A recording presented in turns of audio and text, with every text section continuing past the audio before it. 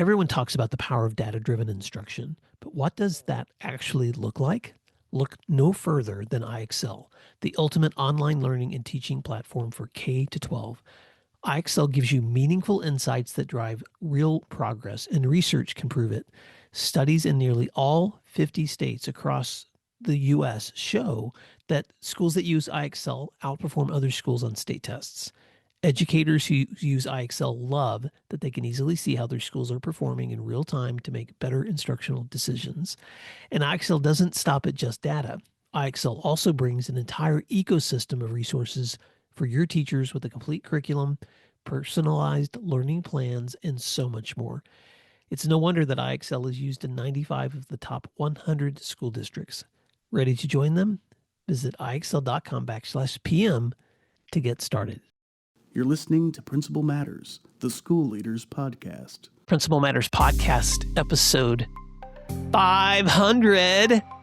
Hi, friends. This is Will Parker, host of Principal Matters, the School Leaders Podcast, where each week we bring you inspiring, innovative, and imaginative ideas for your own school leadership. And this week I'm back with my co-host, Dr. Jen Schwanke, and, oh my gosh, some of my favorite people in the education world. Jen, what do you think as we step into this conversation? You think I'll be able to control this room or not? That's a great question. I don't know. I'm going to sit back and watch the entire circus unfold. It's going to be great. Well, we've decided for this special episode to invite some of our friends to the conversation. And so I'm going to go around the room. This podcast is not just audio. We're on YouTube now as well. So if you're watching this version, you can see all these beautiful faces. If you're listening, I'm going to have you listen closely because I'm going to go around the room and have some quick introductions. I'd like you to just say who you are, what's your location, and what's your current responsibility or title. And I'll start with Don Parker. Thank you, Will. Good morning, everyone. My name is Dr. Don Parker, and I am located in Chicago, Illinois, and I am a former principal, now professional development provider and education speaker, and I work with schools and districts to help them build positive, trusting relationships with students who have trauma behavior and help teachers become more trauma-informed. Welcome, Don. Josh Thank you. Tovar. Good morning, Josh Tovar, principal of Memorial Pathway Academy in Garland ISD, Garland, USA. 33 years as an educator, 10 as a principal, and an avid follower of this young man right here. So if you're on YouTube, follow that guy. Subscribe right now, like it, click on the little bell. Do him justice because no one can say a lot. 500 shows. It's a pleasure being here with this beautiful panel. Oh, welcome, Josh. Donna Hayward. You make me go after Josh with all that energy? That's not fair. Hi, everyone. Donna Hayward, principal of Haddam Killingworth High School in Connecticut. Spring in Connecticut, so life is good. Glad Welcome, to be Donna. here. Frederick Buskey. Frederick Buskey in the amazing Blue Ridge Mountains in Western North Carolina. I am a host of the Assistant Principal podcast and committed to improving life and leadership for assistant principals. Welcome, Frederick. Brent Kline. Good morning. My name is Brent Kline. I'm principal at Palo Alto High School in Palo Alto, California, right across the street from Stanford University. So it's always exciting. You never know what's going to happen. I'm excited to be here. Thank you, Will, for the invitation. And Jen, it's a pleasure to meet you and be part of this. And I've been following you all since around 2020. So it's been a while. Thank you for being here. We're so glad you're here. Dr. Nick Davies. Good morning, everyone. Thank you, Will and Jen. Dr. Nick Davies, I'm the proud principal of Woodland Middle School here in Woodland, Washington. That's just north of Vancouver, Washington, USA. Really excited to be here this morning. Welcome, Nick. And everyone should already know Dr. Jen Schwanke from Dublin, Ohio. Dr. Jen Schwanke, the author of more books than I can count now, and has been co-host. Jen, you know, when you started co-hosting the show with me, can I walk down memory lane for just a little bit before I ask you guys your first question? I was looking back in 2013, I started a blog and I started writing a weekly post for principals. And in December of 2015, I decided it's time for a podcast. So I did my very first episode. And then that following year was my first full year of podcasting. And even though this is our 500th Principal Matters podcast episode, I did over 150 posts of just blogging before then. We've started a Monday Matters shows, and I went back and looked at those this morning. We've had 68 of those, Jen. So really, just to be honest, since I've started this work, I've posted 718 different content pieces, whether it's blogging or podcasting. But when it comes to the show, the podcast, that show was really, I was a solo podcaster until about 2017, when I had transitioned to be a director for the Oklahoma State Principals Association, Secondary Association. And Jen, Gracie Branch, who was leading the Elementary Association at the time, had invited you as a guest speaker to a group we were training of new principals based on your book, You're the Principal, Now What? And as soon as we jumped on a Zoom with you, I was like, oh, she's got to be a guest on my show. And then as soon as you were a guest on my show, I was like, she's got to be a repeat guest on my show. And then after I started asking you to repeat and repeat and repeat, we're like, how about you just become the co-host of Principal Matters? So thank you, Jen, for making this show so much better than it was when I was doing it by myself. I want to just quickly, so first of all, I just want to say thank you, Jen, for the ways that you've contributed to the show, because it wouldn't be the same without you. Anything you want to add to that before I ask my first question to the group? No, I just want to give out a shout out to you. You know, I actually run into a lot of people who are like, I think I'll start a podcast. And they do, and they record about 8 episodes, and then they get tired because they're like, nobody's listening, and this is hard, and it kind of disrupts my schedule, and so they quit.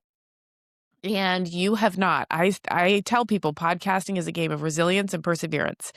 And you build listeners over time, and you are always seeking new voices. I've seen you, Will, talking to people, and your eyes are kind of like, this might be a good guest. And so you're able to bring a lot of diverse voices to principals, and I think that's critical. So gratitude right back to you. I think it's awesome. You're at 500. And I joined you at maybe 100, something like that, in 2017 for the first time. So the numbers add up. It's like saving money, right? You put a little bit away, and then all of a sudden you wake up, you've got some money. So that's what you have. I'd love that. Thank you, Jen. I would love to ask our guests to bring a favorite memory from the show or a favorite lesson. You guys have been such faithful friends through this process too. And so, I also have to say this out loud publicly, that when I got to be a guest on Frederick Buskey's show for his 300th episode of Assistant Principal Podcast, I was like, thank you, Frederick, for making me a guest. And now thank you for giving me the format for my 500th show, because I want to invite some of my friends. So Don, I'm going to start with you. What's a favorite memory or something that you've taken from the show in your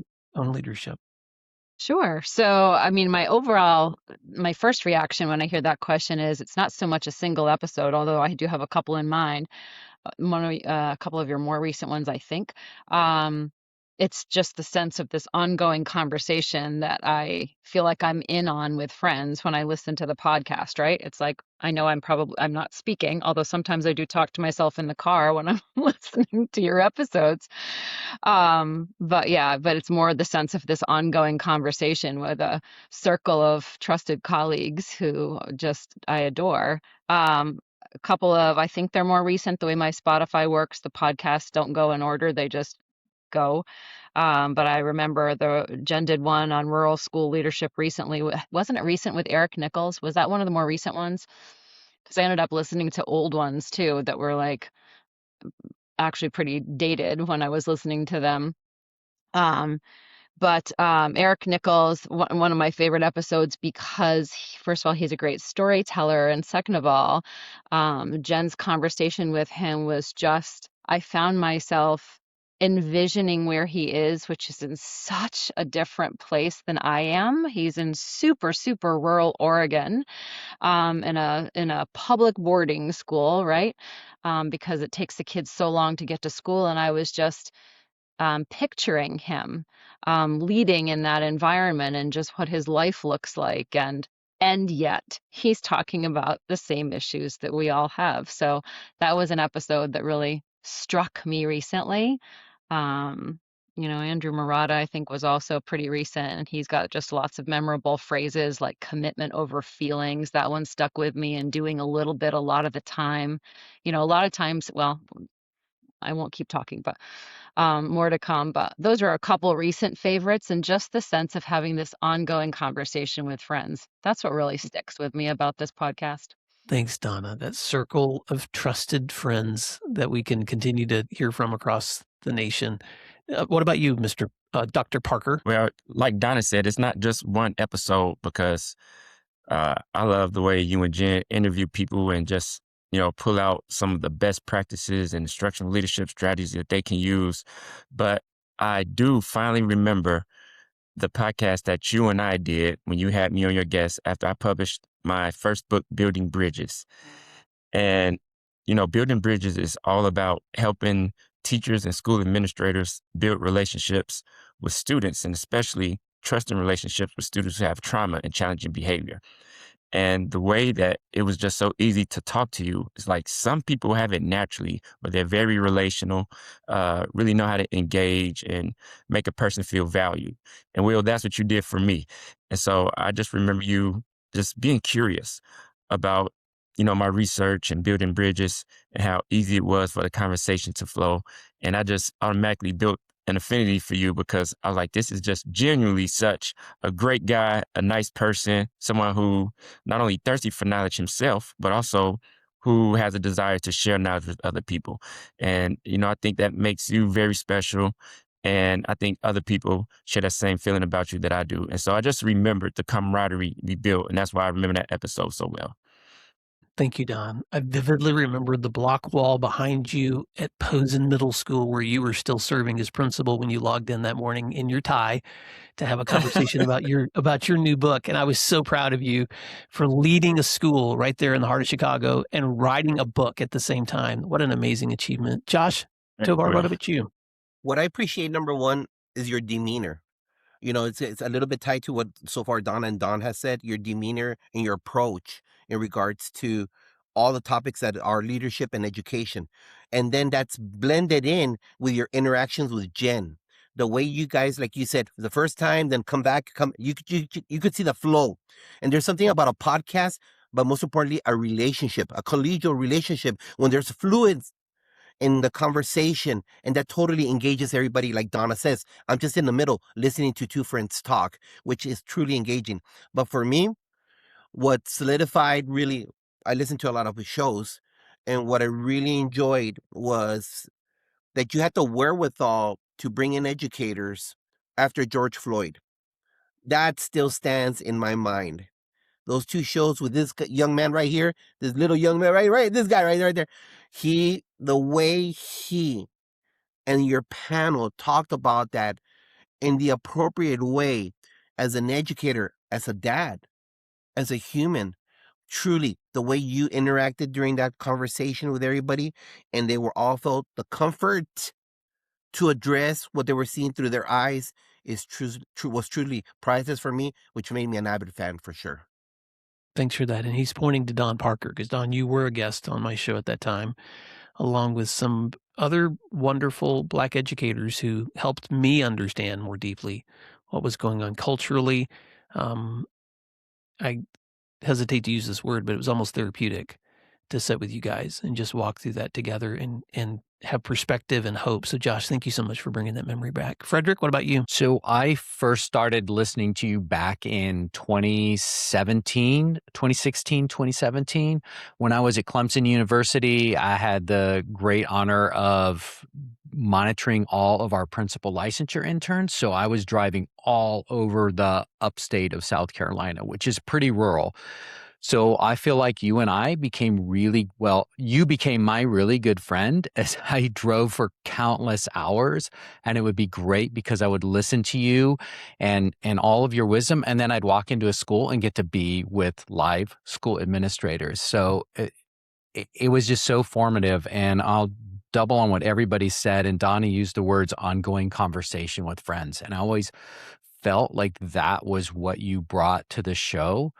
And at the point that I decided to do a podcast, I said, I want my podcast to be like Will's podcast. So everything that I've designed in mine and tried to build and what I tried to bring to the conversations, you're my hero. I totally trying to build something that reflects what you've done on this show.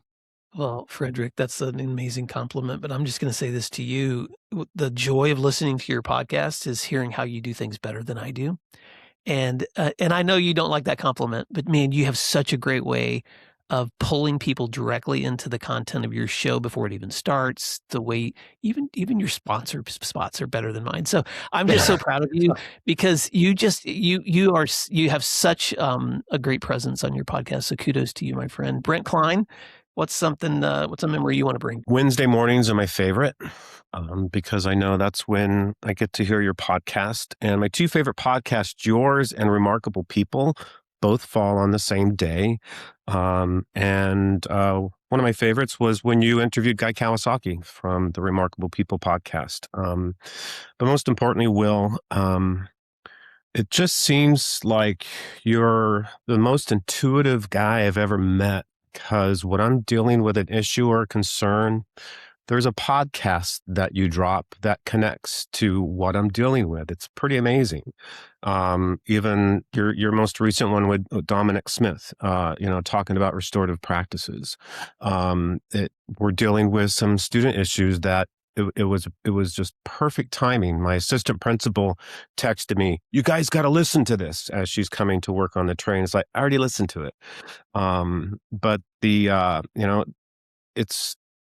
I turn it on and it's relevant, and that's what I appreciate most. But I would say my most favorite podcast might be episode 488 with those awesome students from Pally on the Principal Advisory Committee. That represents everything that I live for here, and that's to encourage and to bring out our student voice in everything that we do at Pally, but most particularly the initiatives that we as adults think are important, but when you really talk to the kids, they shift my mind, and we are able to create a program or even policies that aligns with student thinking and improving their well-being at our school. Well, Brent, you're one of my heroes, and your Principal Advisory Committee has become something that I have talked about with other leaders because I think that's such a beautiful model. I'm going to get in the weeds a little bit about the podcast because you mentioned the episode with Dominic Smith that Jen hosted that interview after a trip taken to San Diego and meeting him in person. And it's so interesting because, just to get in the weeds, Jen recorded that conversation in November of last year, but we held it because of all the guests we have banked and dropped it this week at the time of this recording, which was April 27th, at the time of the day we dropped it. You and your assistant principals were listening to it in Palo Alto in April and going, "Oh, this resonates with exactly something we're dealing with today." And the thing that just blows my mind about that is that the conversations that we have as leaders, I don't know if they ever expire. I don't know if the issues you guys are dealing with, they change based on the time and the culture and the whatever the timely thing is that's going on in our world at the time. But the principles, I think, are timeless. And I just want to make sure that I say this for anyone that's watching the video version of this. You probably just saw another friend log in, and I want to bring her face to the audience as well, Dr. Tracie Swilley. Tracie, I'm so glad you're here. We had everyone go around the circle and just announce who you are, what your title is, and your location. So do you mind giving that quick introduction? Good morning, everybody. We had testing issues. So I am Tracie Swilley, currently serving as Assistant Superintendent of Academics in Fairfield County School District. So delighted to be here with all of you. Some familiar faces, some faces I don't know, but delighted to see everybody this morning. I just have to say this for Principal Managed listeners. As you look across this crowd, I'm not going to name every single award, but we have at least 2 national principals of the year. We've got at least 1 state principal of the year. We've got at least 1 state assistant principal of the year. We've got podcast hosts and published author. This is seriously, you guys, I love each of you and I'm intimidated, but just being in the room with this much wonderful talent and experience. The question that we're going through right now, Tracie, is a favorite memory or lesson from the show, and I'm going to go to Nick Davies next. Like everyone so far, a lot of really good memories from my many years of listening, and I'd say I have 2 that stand out. One is I'm going to go way back to episode 27. I've been a longtime assistant principal. I'm now a first-year principal, and that episode 27 was on interviewing for principal jobs. And that one, and there was a Monday Matters about that as well. And so that had a huge impact as I interviewed last year for a handful of principal jobs and landed here in Woodland. So really beneficial right there. But I'd say my overall favorite part of the show is not necessarily one episode, but the vast diversity of leaders that you interview, educational leaders from across the country that bring in all these different viewpoints and really make me think about my own practices. And it has helped me grow immensely. And I could list a large number of episodes that I hit on repeat. And I'm blanking on the one off the top of my head, but I remember texting Will a couple years ago saying, hey, I just missed my exit on the freeway to get to work. I was just so engrossed in the episode that I just kept on driving, I was going to get to work too soon and didn't want the episode to end. But there's, the episodes of the people here on the screen and many others. But one other final piece about that is at the end of the show, you and Jen always ask, how can people stay in contact with you? And I take that information and I've reached out to those people and had really amazing conversations after the show with many of those guests and diving deeper into selfishly, what am I most curious about in what they've been saying in those shows. Again, has helped me immensely over the past few years.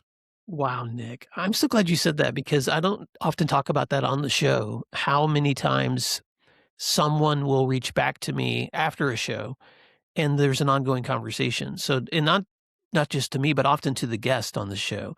And so several of you in the room have had that conversation with me where you've texted me and said, hey, I just reached out to your guest and now we're going to be having a meeting or a conversation. I'm blanking on names right now. There was a guest we had, Jen, a couple of months back, and I'll think of her name later. But right now, I just remember her sending me a couple of email responses afterwards of at least 2 or 3 people outside of the country who had reached out to her with just, hey, I want to know more, I want to learn more. And so it just blows my mind. Donna, you said this at the very beginning, the circle of trusted friends for the ongoing conversations that continue. What about you, Tracie Swilley? Well, a lot of people don't know how Will and I met. We met by accident because I actually signed up for a conference and ended up going to the pre-conference because I got there early and they said I could just pick a session and go. So that is how we got introduced. And so when I heard about the podcast, I began to listen. And, of course, my favorite episode is going to be the episode that was in. But listening to some other ones, I think one that resonated with me was 486, The Cost of Happiness for Education Leaders with Elizabeth. I don't want to mess up her last name. But I think, oftentimes as leaders, we talk about, the loneliness, the isolation, the dark side, everybody said. And so I really subscribe to a village mentality. Like, you don't have to do this work alone. And so I loved hearing that kind of be confirmed. But I also loved hearing, that administrators can reach back and share with experiences and don't feel like we have to know it all. And so when a teacher comes to you with, you don't understand what it's like, well, help me understand. And so really going through that moment and hearing somebody else confirm, that leaders, we don't have to feel like we know everything. And I think, oftentimes when you don't find that peace and that happiness in what you do is because we put unnecessary pressures on the road that doesn't have to be there. And so it was just, I can't remember what was going on, but that was just like a confirmation episode for me as I work with now coaching other principals and leaders of, you don't have to do this work alone.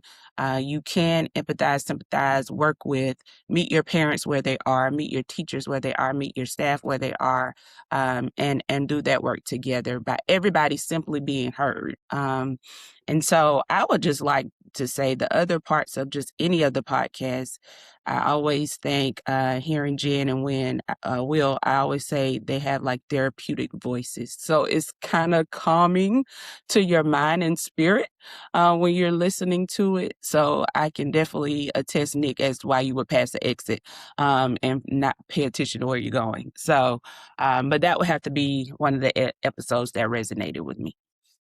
Thank you, Tracie. Jen, I'm going to put you on the spot because I guess because I'm the host of the show, I'm enjoying so much the feedback that each of you has, but it's also gives me a chance to talk about what goes on behind the scenes. And so, Jen, you and I have both done a lot of interviews now.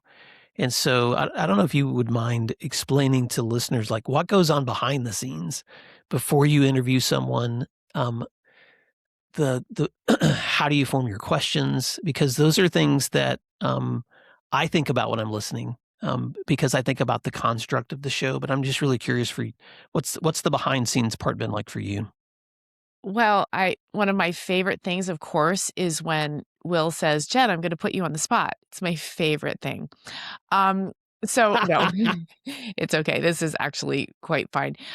So a lot goes on behind the scenes, and I think it's one of those things. When I first started doing it, I had exactly zero idea of what I was doing, but I always admired radio. I'm a big listener of NPR. I love the interview style of, Terry Gross. Kristen Tippett is one of my favorites. And I mean, even the common ones, Oprah, right? Those people do a lot of preparation behind the scenes. And I remember even as a little girl listening to interviewers who I thought, how did they have time to do all this work to get ready for an interview? But I want our listeners to think that same thing. I want them to think I'm really smart too.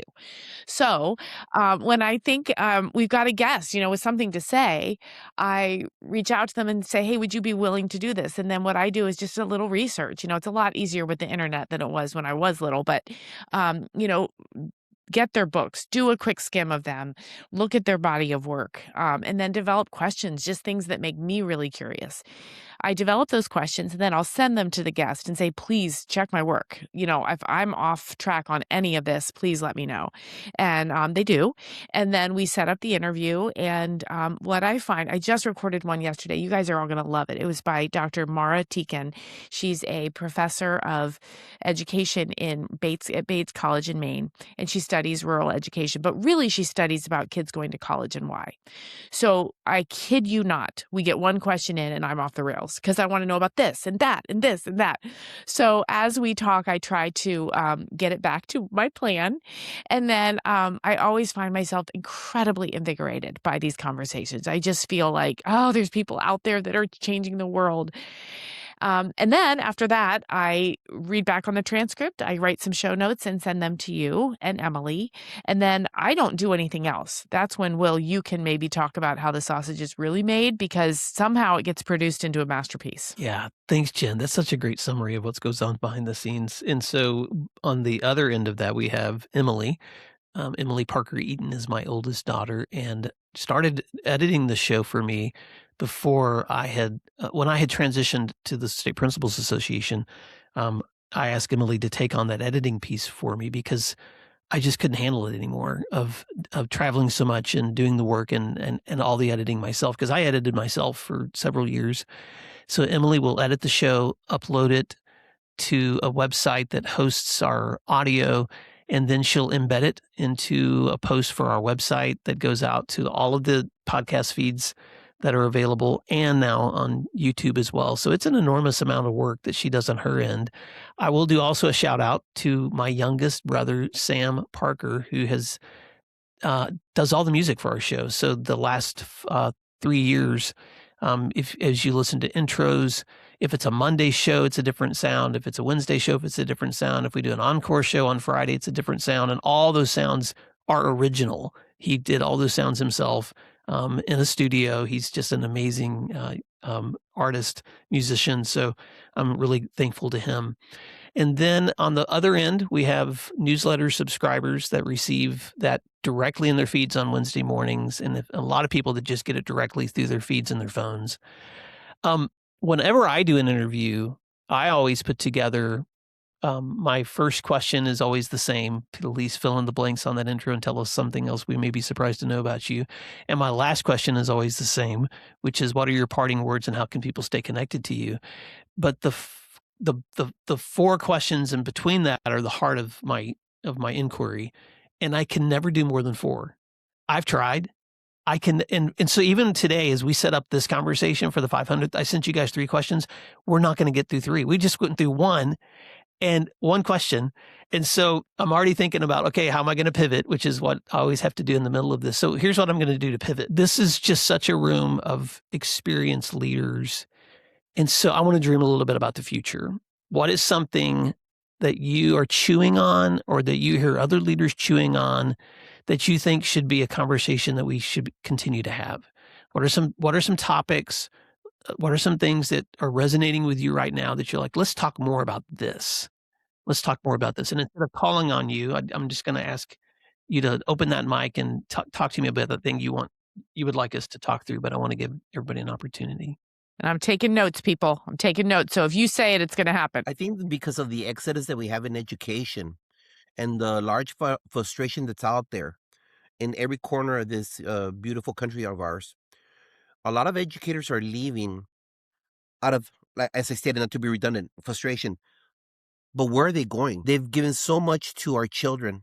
They've given so much to our beautiful country, preparing future scholars. But then they leave heartbroken. They leave. I've learned some of the wages that different states pay. I'm like, are you kidding me? That's what you pay an educator? $40K? $30K? That's sick.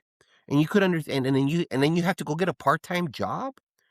So it's one of those. It's like it's a big umbrella with little ideas. One would be, how do we know they're going to leave? People are frustrated. They're putting it all over social media. We're seeing it. All of us are seeing it. We're seeing all those threads. What can be out there to help those people transition and giving them back for what they did? What industries out there? There's a lot of us, my generation. Me, I'm at the retirement age. I'm way ahead of the retirement age. And so what is out there for us? And you got to talk to the people that already retired and said, I should have done this. In my state, I should have waited till this age. In my state, I should have taken this package. Because in Texas, we have 4 packages, but it's all by time served and years of experience, your age. And so all of that is, how are we preparing for the next stage? Those that are leaving us because of frustration. That's an educator who has a family. That's an educator who probably has debt because of their college. That's an educator that just I don't want them to go doing Uber driving. A lot of them do that. Yes or no? We've heard those stories. And that's not a great way to pay back, because what is that doing in the big picture again? That college student as a freshman, that college student as a junior, why would they want to go into our field? When they're seeing the low wages, when they're seeing, obviously that's something that has to do by your state legislature. I understand that. I'm not ignorant of it. But there's ways of educators that have left the profession that could communicate with people that have those podcasts, that have those newsletters, to say, hey, educator, this is out there for you. Hey, educator, this is out there for you. Hey, retiree, this is out there for you. And that's how we get iron sharpens iron. Man, Josh, thank you. That is not a conversation that I think we've had on the podcast. And so, Jen, I'm taking notes because there's a lot of different, whether that's the reasons people are leaving, or what is that transition looking like, or for those people that are getting ready to transition for retirement, what do they wish that they had done differently, or what would they say to us, if they were speaking to someone who's still in the field and getting ready to leave? So I thank you for Josh. Other thoughts from the room? I'm going to jump in because I want to build on what Josh just talked about. I think we need to think about, how do we keep people in? And one of the ways we keep people in is that we help them continue to grow, right? Because if you're in a school where you feel valued, you feel like you're making an impact, and you're continually growing in your craft, that's a compelling reason to stay. And I think that we put our principals, assistant principals, in a really difficult position with our expectations. And we say, we want you to be the instructional leader. But I think we need to be really honest that growing teachers is highly, highly technical. And I know when I'm working with principals and we're talking about how we grow our teachers, most of the time they just have not had the nitty gritty training on how you ask a teacher a question, and just even like we tell teachers what we want them to do, but we don't do, I do, we do, you do, right? It's so technical, and I think we're doing our leaders a disservice. So I'd love to hear more episodes that really kind of do those deep dive, nitty gritty. Here's how you go in and observe a classroom. Man, guys, this is so rich. Thank you, Frederick. Other thoughts? I'd like to build on something that Josh said and actually take it even in a different direction. So, and Frederick mentioned this too, keeping people in the profession, et cetera. And then there comes a time when statistically, a lot of us across the country are nearing retirement, and that's going to be the next crisis, right? Of sorts, both because so many of us exit at the same time, and also, what do those of us do for whom the principalship has been a huge part of our identity and our lives? Like, what now? And I see at least a couple faces on the screen who have continued to serve educators and education, yourself included, Will, after you left the principalship.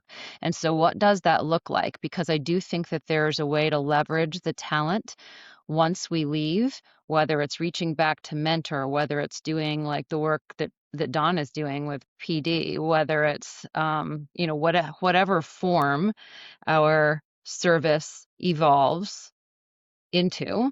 Yeah. What are some of those thoughts? I've been recently talking to, a couple near dear friends of mine who have left the principalship, one to retire and one to do other things, and they speak very profoundly about what a significant transition that is, maybe more than some other professions because it is so all-consuming. I think that's worth a conversation, Man, especially because we have to continue, at least some of us, to feed the profession. I'm going to jump on that too. Donna and I are soul sisters with how we think, but we need to talk about who's on the bench. I work in a very large district, and we have a grow your own model for principals. And usually 10 years ago, we would have 25 a year who wanted to be principals, who wanted to go through just the program. This year we had 4. It's terrifying. People do not want to do this job. So, Will, we need to have an episode where we talk about all of us collectively changing the narrative on what this job is. We need to talk about the good and make sure that episode is one that principals can forward to teachers to tap them on the shoulder and say, listen to this, because we aren't building a bench effectively. And if we want education to survive, we have to have strong leaders. So thank you, Donna. And I think there's about 3 episodes in what you said. For sure. I think on the very similar to that. So I'm on the other side of the spectrum where I have a long ways to go until retirement as a younger first year principal. And so I think about with my generation of like the impact of the challenge of this role. And at least I can't speak to other states, but at least in Washington, there's a lot of financial issues where teachers are getting cut. A lot of assistant principals are getting cut. Principals are not, but then that extra workload gets put onto our plate, or it's, hey, kind of figure it out. And so when I've spoken around the country, the most interest I've ever gotten is when I start talking about principal mental health. How are we taking care of ourselves? And I know you had a recent episode on that, and I know you wrote even a book on it, Will, Pause, Breathe, Flourish. And but I think just ensuring, like, as the workload continues to get challenging, as we're seeing increasing behaviors from our students and just the impact that has on us as the leaders, how we handle that, how we can still be present in our personal lives so we can be caring husbands and wives and fathers and mothers and all of the things that we do in addition to being a principal, because we can't just be principals all of the time. I think that piece is really important. Nick, thanks for saying that. Brent? Well, Nick's making me think your first year principal. My first year was 22 years ago. in the beautiful state of Washington, by the way. You talk about the mental health of leaders, of principals. My work has shifted. In Washington, it was a high poverty school, so I dealt with a lot of different issues than I do now at an affluent area. And I have never been asked so much to deal with the student mental health piece. And that's been huge. And it's just grown, particularly over the last 6 years, in terms of our responsibility as leaders to now take care of that aspect of our students' lives. And it's a huge deal, and it's part of a greater community concern and issue. But it's overwhelming sometimes as a leader of a school now, the responsibilities that we have to deal with ensuring that our students are mentally stable and providing extra support. We have, at our school, they talk a lot about academic pressure here, but there's a lot of pressure just within our community of Palo Alto and the Silicon Valley. But it's real. And I have never seen it so it's so prevalent, especially when you get to finals or you get to college acceptance. And so I'd be curious to have more conversations about what resources we can provide for our students and what are some ways that we can do it that again involve students in terms of us knowing where their issues are and concerns and how can we address them in partnerships with them instead of going out and buying a super nice little model of PD or whatever it might be that we can just throw our way. It's real, and I think that that's been something that our teachers especially continue to talk about. It's kids are different these days, and it takes a lot more energy and time. Wow. So let me pause for a second because I want to hear from others of you in the room. But so far, you know, what Will does, I summarize. These are some questions I'm hearing coming from the room. People are leaving education. Where are they going and what are we doing about it? How do we keep people in so that we can balance their responsibilities in a way where they're not burning out? What do we do for people that are leaving and transitioning with that amazing amount of expertise that they can still be using somewhere else? How do we support principals who are adding more and more responsibilities to their list of things so that their own mental health is protected? And Brent, how do we address the student mental health situations? And I'm just going to use the word crisis that we're seeing across our nation right now, because we need to be answering those needs too. And we need to do it with the students in the room, not to them, but with them. Other things that are going through your minds as you think about other conversations we should be having. I echo the sentiments of everybody that has shared so far. I also think in the South Carolina wave, we're having a big push for big charter private school choice push. And so we have to, as public educators, because the majority of the kids are going to get served in public education. I think about my babies who don't have options. They don't really have a choice because without the transportation, they can't go and choose those options. And we're not even going to touch the financial piece. But we have to reimagine public schools. We cannot do the same thing. We have kids, we have educators who transition through dial-up and all of the things, but we have to realize that our kids were born with the iPad in their hands. And so when you hear kids now thinking about, you were born in the 1900s, and they say that, we have to reimagine public education and get creative with giving the kids the opportunity to think critically and engage. And we're just not the sit and get, but how can kids explore and share their creativity and still cover the material that we have to cover, but we can't do it the same way. So that's one of my things. And then I kind of hear the transitioning, leaving the principalship as going through that this year, being the first year out of the building at the district level. I see a big need to strengthen the district school leader connection. I didn't understand as a principal what was happening at the district office. I see now with a different lens, but I also understand and recognize that second to that classroom teacher, the principal is going to have the next big impact on a kid. And so how at the district level is not the dumping ground for principals who have phased out and who are just done. But how can we really support the schools in the work that they have to do? And how do we get the school leaders to reach out for that assistance and not be afraid to say, I need help? And so we have to change some of those conversations, because sometimes you'd be like, I don't want things to go to the district level. Well, you got a lot of expertise at the district level, so why wouldn't you use that to support the work that you're doing? So revamping those conversations as well. Thanks, Tracie. I'm looking around the room. I think, Don, I Okay. don't think I've heard from you yet. Yep. Go ahead. So, Will, if we look at the educational landscape, and we've been having this conversation for years on how do we close the equity gap in education. And there is still an equity gap when we look at student achievement scores from students from affluent areas and students from historically marginalized communities.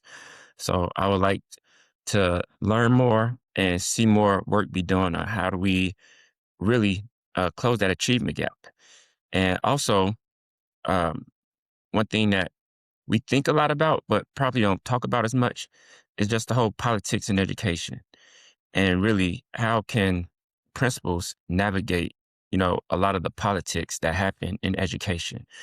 And some of those politics can be, the global aspects of the political world, how it affects education, but also just like local politics, and just how do principals build relationships, garner the support that they need, and still be able to do the work that they can do, given all the politics that they have to deal with as well. Great stuff, Don. Thank you so much.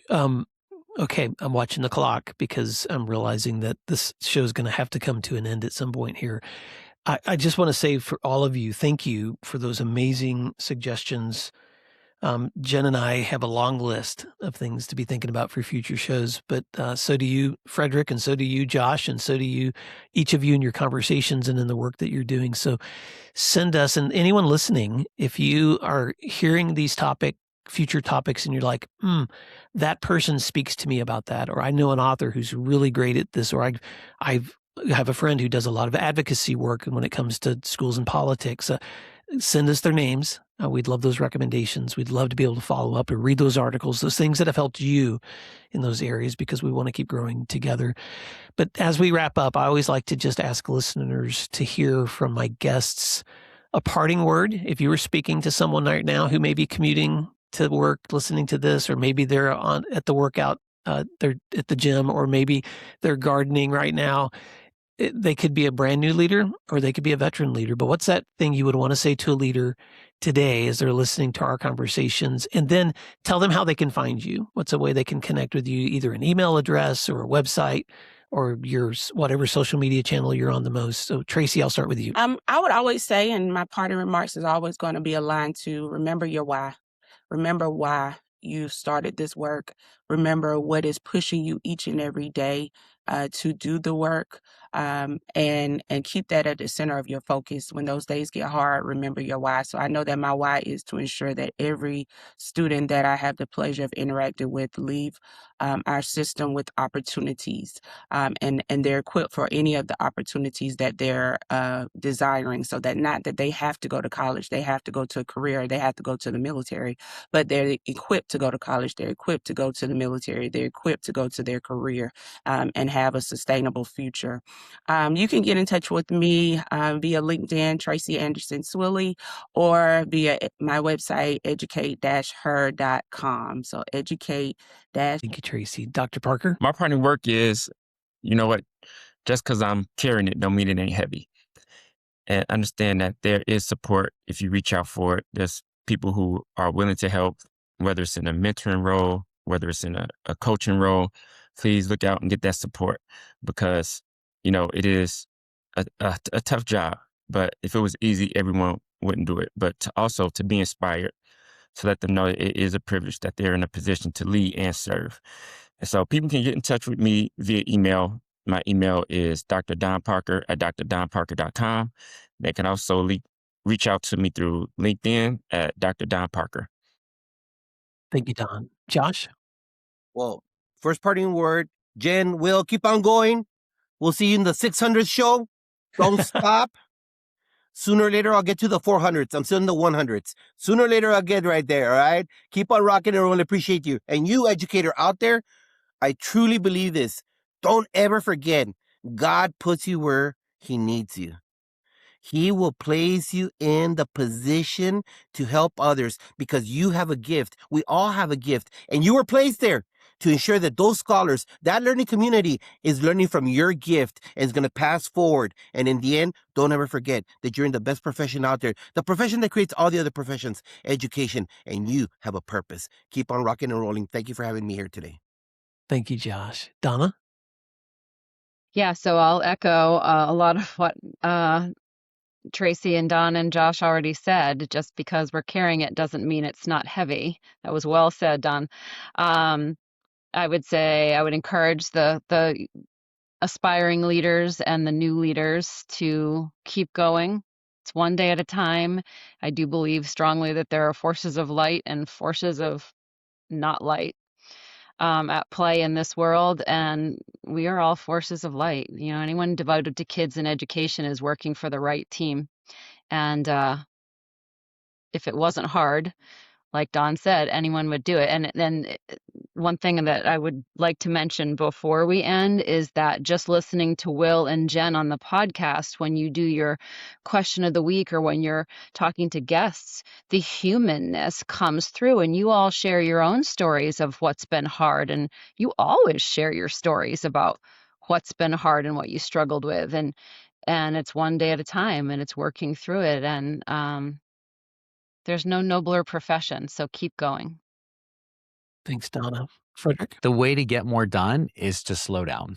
Like, we have got to take that breath and slow down, and I think really lean into presence. We get so obsessed with efficiency and effectiveness, but you can hear in everything we've talked about today, it's about human connection. And now more than ever before, your students need you to be connected, but our teachers need you to be connected too. So slow down, be present, and recognize it's about the people. It's not about the tasks and all the other stuff. It's about people. So slow down. Well said, Frederick. Brent? I would say, speaking from my principal lens, is that always remember the impact that you are able to make on student lives, and as well as the adult lives. What I enjoy the most is providing opportunity to teachers or staff members to do something different and to see them just shine. And I find that as the most important part of my job, is finding the right spot for such incredible people and students. Our job comes with lots of responsibility. Remember, you're a human being and you can't do everything. You can't lift everything. I enjoy the fact that I have a strong team that I get to work with, but most importantly, we have fun and we laugh and we joke and we understand that tomorrow will be a new day. So, don't get to be too hard on yourself, and when things go wrong, because tomorrow things will go right. Good word. Nick Davies. I would say don't go it alone. Leadership can be lonely, but it's only lonely if you allow it to be. And we all know, like everyone's already said, our jobs matter. Wallace Foundation has said there's no one more important in a school than the school principal. And so our impact every day really does matter. And having those relationships. So a shout out to a good friend of mine, Heidi Fagerness. Her and I are both first year middle school principals. We've been connecting across the state of Washington. So we're not going it alone. And I think all principals need to make sure they have at least one, but hopefully a network of people to help them to get through the challenge of this job, because it matters so much. To stay in contact with me, you can shoot me an email, drnickdavies@gmail.com, or hit up my website, drnickdavies.com, or find me on LinkedIn, Nick Davies, PhD. Thank you, Nick. And we will put contact information for all of you in the show notes. Jen, why don't you wrap us up? I would like to end with one of the things my mom says to me all the time. I've said this on the podcast before. She's like, you have the best job. To her, it's like tuning into Guiding Light every day. She's like, tell me the stories. And it's really true, right? Every day is different and every story is different, and you cannot make this stuff up. So I like to embrace that. And I like to call my mom at the end of the day and say, yes, what happened? So find those people that will find great delight and joy in your work. And just remember that to some people, this is better than a 3-ring circus. It is a 3-ring circus. And find me at jenschwanke.com. Jen, thank you so much. I want to just say a special thank you as we've celebrated our 500th episode to our listeners. If you are a regular listener, thank you so much for being a part of this community. If you're a new listener, keep coming back. We want to keep learning together with you. But thank you, Dr. Swilley, Dr. Parker. Thank you, Josh Tovar and Donna Hayward and Frederick Buskey and Brent Kline and Dr. Nick Davies and Jen Schwanke. And until next time, thanks for doing what matters. And we'll see you in, 500 more, Josh? Yeah, we'll do 500 more. All right. Until next time, we appreciate it. Have a great day.